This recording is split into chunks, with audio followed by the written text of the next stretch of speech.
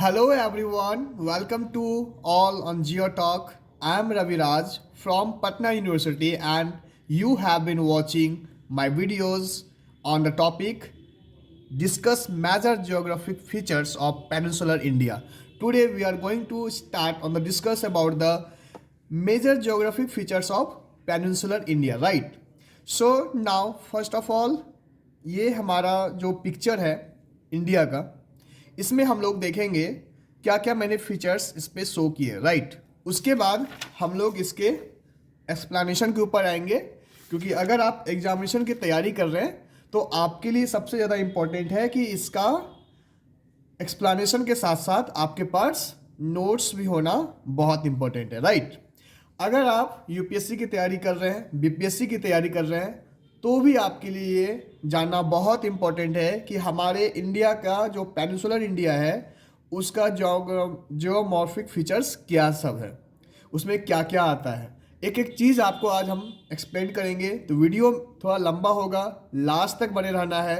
अगर वीडियो पे नए हैं तो आप चैनल को सब्सक्राइब जरूर कर लीजिएगा ज्योग्राफी एंड जियोलॉजी के कंटेंट के लिए, ठीक है। अगर आप यूपीएससी या बीपीएससी की तैयारी कर रहे हैं या किसी भी कॉम्पिटिटिव एग्जाम की तैयारी कर रहे हैं जहां पे आपका जियोलॉजी एंड ज्योग्राफी काम आएगा, ठीक है। चलिए अब स्टार्ट करते हैं। सबसे पहले जब भी आपको पेनिनसुलर इंडिया का क्वेश्चन आता है, ठीक है, तो आपको सबसे पहले क्या करना है, अपना इंडिया का एक मैप बनाना है, राइट। आप जब मैप बनाते हो तो मैप बनाते वक्त एक चीज़ तो आप क्लियर कट रखो कि दिमाग में कि चलो ठीक है इंडिया का मैप पूरा अच्छा आपका बने तब पर भी ठीक है, नहीं भी बन पा रहा है तब पर भी कोई दिक्कत नहीं है। आप एटलीस्ट इतना बना दो कि इंडिया का मैप लगना चाहिए कि yes it is similar to India map, right. चलिए अब हम लोग एक चीज़ ध्यान से समझते हैं। जब हम कभी भी पेनिनसुलर इंडिया की बात करते हैं, राइट, किसकी बात कर रहे हैं, पेनिनसुलर इंडिया। तो peninsular India means what, the peninsular reason. तो आपको एक चीज़ समझना होगा, ये अगर ये इंडिया का मैप है, आपने पढ़ा भी होगा कि दो तरह के मैप को डिवाइड किया गया है। एक तो पेनिनसुलर इंडिया जहाँ पे माउंटेन रीजन वगैरह होता है, ठीक है, और एक एक्स्ट्रा पेनिनसुलर इंडिया जो कि इस रीजन को अलग से डिवाइड किया गया है। तो दो टाइप्स में, और एक जो होता है वो आपका Indo Gangetic Brahmaputra plain, right, वो आपका एक अलग तीसरा भाग हो जाता है। हम लोग आज सिर्फ डिस्कस करेंगे ओनली पेनिनसुलर इंडिया के बारे में, और नेक्स्ट वीडियो में डिस्कस करेंगे हम लोग एक्स्ट्रा पेनिनसुलर और गैंगेटिक प्लेन के बारे में। चलिए स्टार्ट करते हैं। सबसे पहले आप यहाँ पे ध्यान से देखिए, ये जो आपका है ये वाला पार्ट, ये वाला जो आप देख रहे हैं ये हो गया आपका पेनिनसुलर इंडिया का रीजन, ठीक है। ये जो आप देख रहे हैं इस तरह से, ये वाला जो पार्ट है ये हो गया आपका ईस्टर्न घाट, और ये जो पार्ट देख रहे हैं आप ये हो गया आपका वेस्टर्न घाट। उसके बाद जब आप मैप बनाते हैं तो एक चीज़ आपको यहाँ पे पेनिनसुलर इंडिया में शो करना बहुत जरूरी है। इस वाले रीजन में जब आप मैप बना रहे हैं, राइट, और इसमें आप जब आप पेनिनसुलर इंडिया को शो कर रहे हैं तो आपको यहाँ दिखाना पड़ता है कि इस वाले ये जो रीजन है आपको, ये जो रीजन है यहाँ पे विंध्याचल रेंज आता है, तो ये आपको दिखाना पड़ेगा। फिर उसके बाद यहाँ पे आपको दिखाना पड़ेगा कि हाँ यहाँ पे सतपुरा रेंज आता है, और यहाँ दिखाना होगा आपको कि ये सह्याद्री रेंज है, राइट। ये तीन रेंज आपको याद रखने हैं, तीन रेंज आपको याद करके रखना है। पहला विंध्याचल रेंज लगाएंगे आप, फिर दिखाएंगे सतपुरा रेंज, और इस तरह से नीचे कॉन्वेक्स करके आप लगाएंगे सह्याद्री रेंज। ये तो हो गया। इसके जस्ट बगल में ये जो देख रहे हैं ये वाला पार्ट, ये जो देख रहे हैं ये वाला, इसको आप नाम देंगे अरावली रेंज। तो एक अरावली रेंज यहाँ हो गया, विंध्याचल हो गया, सतपुरा हो गया, सह्याद्री हो गया। ये जो आप देख रहे हैं इसको कहते हैं माउंट अबू, जो कि आपको राजस्थान के रीजन में एक पहाड़ टाइप का है, हिल टाइप का है। ये जो साइड आपको दिख रहा है ये साइड आपको हो गया अरेबियन सी, ये हो गया आपको इंडियन ओशन, और ये वाला जो पार्ट हो गया आपको यहाँ पे आपको बाय ऑफ बंगाल है, राइट। अब ध्यान से देखिए, इस पार्ट को ईस्टर्न घाट, इस पार्ट को वेस्टर्न घाट। अब यहाँ पे ये जो पार्ट है यहाँ से लेकर यहाँ तक इस साइड वाला, इसको मालाबार कोस्ट कहेंगे। यहाँ से लेकर इस साइड वाले को हम कोंकण कोस्ट कहेंगे। इस वाले रीजन को हम गल्फ ऑफ कंबत भी कहेंगे और इस वाले रीजन को हम रन ऑफ कच्छ भी कहेंगे, ठीक है, जो कि गुजरात इलाके में आता है, आपको पता ही होगा। अब इधर देखते हैं, इस वाले एरिया को कोरोमंडल कोस्ट भी कहेंगे और इस वाले को नॉर्दर्न कर्कुलर कोस्ट भी कहेंगे, ठीक है। और यहाँ पे उत्कल प्लेन है। इस जगह पे आपका एक महेंद्रगिरी हिल्स भी है। यहाँ पे आप याद रखेंगे, यहाँ पे इस वाले रीजन में सबसे टॉप नीचे के इस वाले हिस्से में यहाँ पे एक अनायमोदी हिल्स है, यहाँ पे एक नीलगिरी हिल्स है। तो ये चीज़ आपको शो करना जरूरी है। यहाँ पे आप मेघालय प्लेट्यू शो कर देंगे, यहाँ पे आप डेक्कन प्लेट्यू शो कर देंगे। इस तरह से अगर आप मैप तैयार करके एग्जाम से में आते हैं तो आपको एक अच्छा नंबर मिलने का चांस रहता है। चाहे इवन आप मेंस लिख रहे हो, चाहे इवन आप अपने कॉम्पिटिटिव एग्जाम की तैयारी कर रहे हो, चाहे आप अपने सेमेस्टर का एग्जाम देने जा रहे हो, वहाँ पे आपको इस तरह का मैपिंग आपके लिए बहुत ज़्यादा इंपॉर्टेंट रखता है। चलिए हम आते हैं अब इसके एक्सप्लेनेशन के ऊपर, राइट। तो सबसे पहले हम लोग समझेंगे, पूरा एक्सप्लेनेशन करेंगे पेनिनसुलर इंडिया को, ठीक है। पेनिनसुलर प्लेट्यू, जब भी हम पेनिनसुलर प्लेट्यू की बात करते हैं तो हम किस रीजन की बात कर रहे हैं? इस रीजन की बात कर रहे हैं। हमेशा माइंड में एक चीज याद रखना है, हम जब भी पेनिनसुलर की बात करेंगे इस रीजन की बात करेंगे, इस रीजन की बात नहीं करेंगे। इससे ऊपर का बात नहीं इसलिए करेंगे क्योंकि वो एक्स्ट्रा पेनिनसुलर के अंदर में आता है। ये वाला पार्ट आपका पेनिनसुलर के अंदर में आता है और बीच वाला पार्ट आपका इंडो गंगेटिक प्लेन के अंदर में आता है। तो चलिए स्टार्ट करते हैं फिर। पेनिनसुलर प्लेट्यू क्या होता है? देखिए, पेनिनसुलर प्लेट्यू को हम पॉइंट बाय पॉइंट पढ़ेंगे क्योंकि आप एग्जाम में पॉइंट बाय पॉइंट लिखेंगे, ज़्यादा बेटर नंबर मिलता है आपके लिए आपको। अब आगे बात करते हैं पेनिनसुलर प्लेट्यू क्या है। तो peninsular plateau triangular in shape, आप देख रहे होंगे यहाँ पे, ये क्या है आपका, एक ट्रायंगुलर टाइप का है ना। तो वी कैन से दैट क्या कि this is triangular in shape. तो पहला पॉइंट क्लियर हो गया। दूसरा, it is surrounded by hills, आप देख रहे हैं क्या ना, इधर भी हिल्स है, इधर भी हिल्स है, इधर भी हिल्स है, इधर भी और भी हिल्स होगा जो मैंने नहीं दिखाया है। तो हम कह सकते हैं कि पेनिनसुलर इंडिया जो है चारों तरफ से हिल्स से घिरा हुआ है। Formed by the drifted path of the Gondwana land. आपको पता होगा कि बहुत साल पहले, मिलियंस ऑफ ईयर्स एगो, क्या हुआ था कि प्लेट्स टकराए आपस में और उस टकराने के बाद अलग अलग चीज़ें फॉर्म हुई। तो यहाँ पे जो पेनिनसुलर इंडिया का जो भी चीज़ बना है वो किसकी वजह से बना है? गोंडवाना लैंड के टकराने से बना है, राइट। आपको पता होगा यूरेशियन प्लेट, गोंडवाना प्लेट, अलग अलग चीज़ें, पेंजिया, ये सब टॉपिक आपने पढ़ा ही होगा, तो वहाँ से एक चीज़ क्लियर हुआ होगा आपको। तो ये जो पेनिनसुलर प्लेट्यू है किससे बना है, कैसे बना है? तो गोंडवाना लैंड जब टकराई थी, ठीक है, ड्रिफ्टेड की थी, तो उसके वजह से जो है पेनिनसुलर इंडिया का फॉर्मेशन हुआ। आगे, it is composed of oldest rock. जो हमारा पेनिनसुलर इंडिया है यहाँ पे बहुत सारे ओल्डेस्ट रॉक पाए जाते हैं।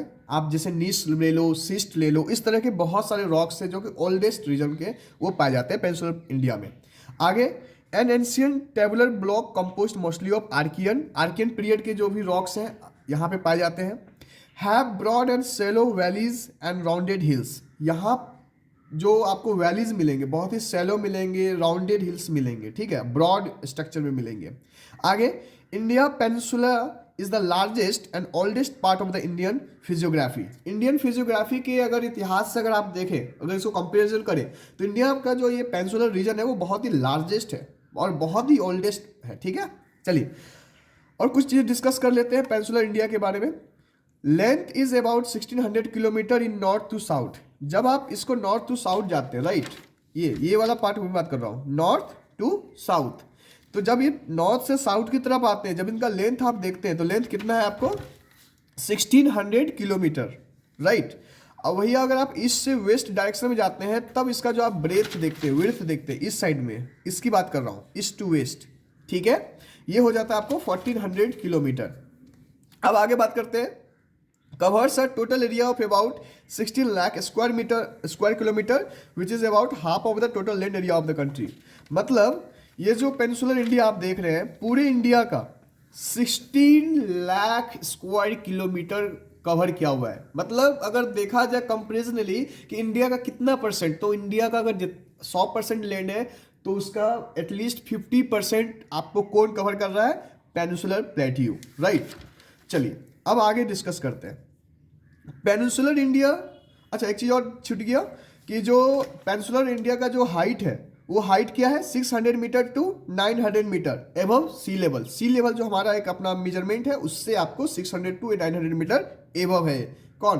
पेनिनसुलर प्लेट्यू का जो हाइट है वो एलिवेशन। अब आगे आते हैं, समझते हैं कि पेनिनसुलर इंडिया को अलग अलग कितने टाइप्स में डिवाइड किया गया है on the basis of their may be as occurrence other things may be criteria, right. तो चलिए बात करते हैं। पेनिनसुलर इंडिया को दो टाइप से बांटा, एक तो सेंट्रल हाईलैंड और एक डेक्कन प्लेट्यू। अब ध्यान समझते हैं central highland what is the means. जब आप इसकी बात कर रहे हैं, राइट, पूरे सेंटर की बात कर रहे हैं, that is comes under the central highland. Deccan plateau और भी अदर जो है आपको कर्नाटका प्लेट्यू, राइट।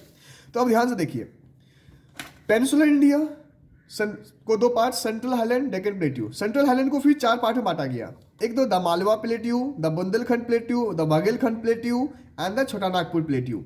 और डेक्कन प्लेट्यू को भी चार टाइप से बांटा गया, the Deccan trap, the western ghat, the eastern ghat, north east extension, right. तो चलिए अब आगे समझते हैं। तो general slope of the plateau is from west to east with the exception of Narmada Tapi which slopes westward. चलिए इसके बारे में हम समझेंगे बाद में, पहले हम समझते हैं द सेंट्रल हाईलैंड के बारे में, ठीक है। द सेंट्रल हाईलैंड क्या होता है और उसका मतलब क्या हुआ? The central highland, it is lies in the north of the Narmada river.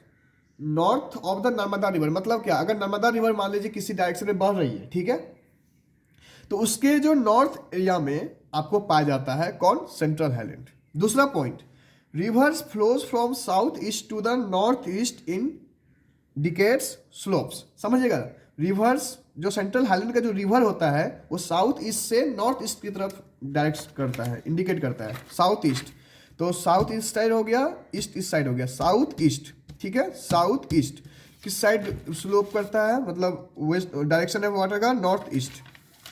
ध्यान से देखिए, नॉर्थ ईस्ट मतलब साउथ ईस्ट नॉर्थ ईस्ट, तो कुछ इस तरह का में भी उसका फ्लो ऑफ डायरेक्शन होगा। आगे बात करते हैं, तो वो इसका मतलब क्या हुआ, वहाँ पे स्लोप होगा, ठीक है, इसी वजह से उसका डायरेक्शन साउथ ईस्ट से नॉर्थ ईस्ट की तरफ चला गया। आगे बात करते हैं, सेंट्रल हाईलैंड जो होता है it is wider in waste.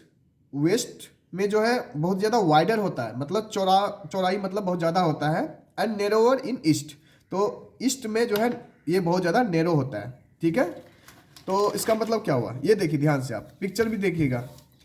जब आप इस साइड की बात करते हैं, वेस्टर्न साइड की बात करते हैं, आपको क्या दिख रहा है वेस्टर्न साइड में? ये साइड आपका ज़्यादा ब्रॉड है और इस साइड आपका नैरो है। तो इसका मतलब यही हुआ कि जो वेस्टर्न साइड है वो ज़्यादा ब्रॉड है और ईस्टर्न नैरो है। Wider in west, okay. Further extend eastwards into the Chota Nagpur plateau. छोटा नागपुर प्लेट्यू तक इसका ईस्टवर्ड एक्सपेंशन है। Aravalli is the important mountain which extend from Gujarat through Rajasthan to Delhi. Aravalli के बारे में मैंने बात किया ही पहले ही। आगे बात करते हैं, Guru Shikhar near mount Abu is the highest peak, यहाँ पे है। मालवा प्लेट्यू, रिवर बेतवा, चंबल केन यहाँ पे है। छोटा नागपुर प्लेट्यू, हिल्स, महादेव, केमूर, माइकल, ये सब सारी चीज़ें आपको पेनिनसुलर इंडिया में पाया जाता है। वैल्यू मतलब द सेंट्रल हाईलैंड में पाया जाता है। Valleys of Narmada is lies between the Vindhyachal and the Satpura which flows east to west and joins the Arabian sea. तो इस तरह से आपका सेंट्रल हाईलैंड कंप्लीट होता है। आप यहाँ पे समझ सकते हैं। अगर कोई क्वेश्चन बचा हो तो आप कमेंट कर दीजिएगा, ठीक है। द डेक्कन प्लेट्यू बारे में बात करेंगे।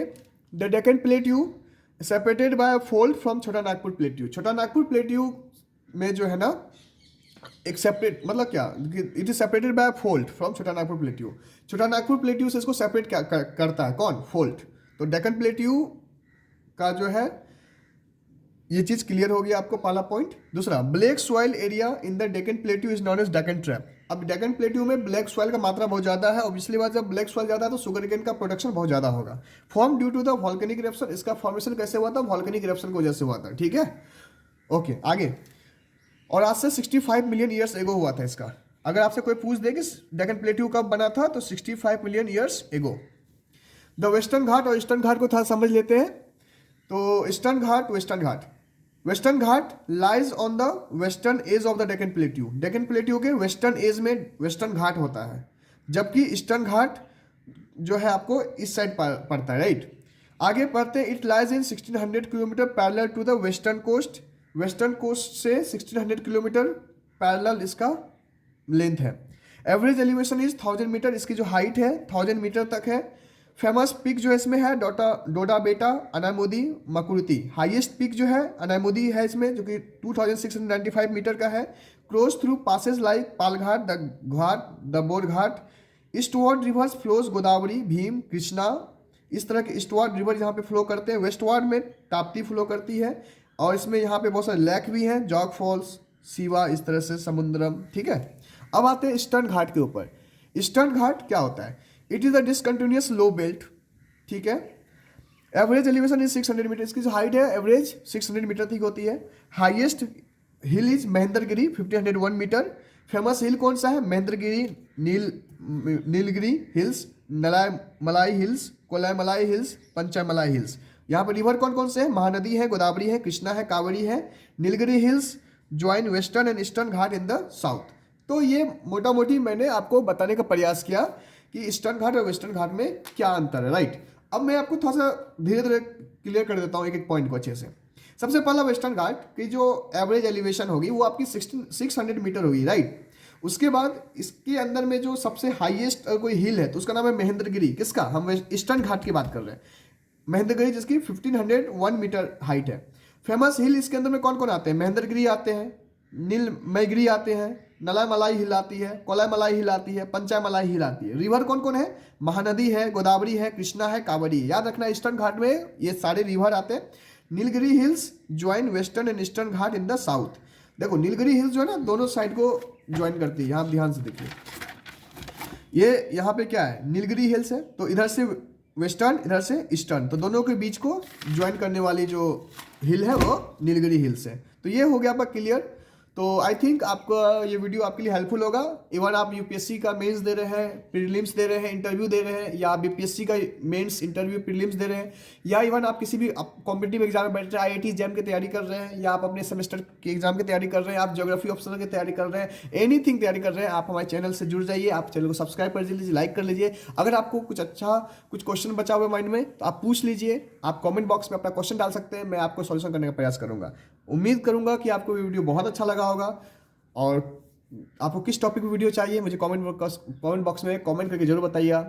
आप अपना फीडबैक जरूर दीजिएगा, क्योंकि मुझे आपका फीडबैक इसलिए चाहिए क्योंकि मुझे पता चलना चाहिए कि हाँ, मैं जो पढ़ा रहा हूँ, मैं जो बता रहा हूँ, मैं जो अपना जो भी नॉलेज है मेरे पास, जो भी शेयर कर रहा हूँ आप लोगों के बीच, तो आपको कितना % समझ में आ रहा है, नहीं आ रहा है, राइट। तो मुझे ज़रूर बताइएगा कमेंट करके। Thank you.